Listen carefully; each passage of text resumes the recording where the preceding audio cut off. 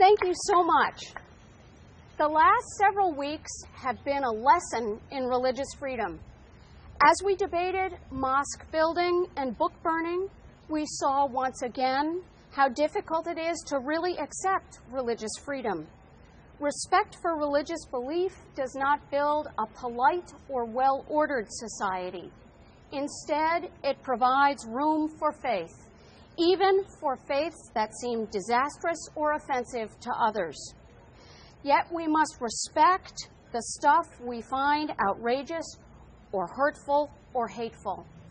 For some people, building a mosque or burning a Quran are expressions of belief. And this reality highlights that religious tolerance includes protecting the freedoms of those who don't believe in freedom for others. That's what makes it so hard. It's not about everybody being nice. It's about respecting belief. That's what religious freedom really is. Thank you.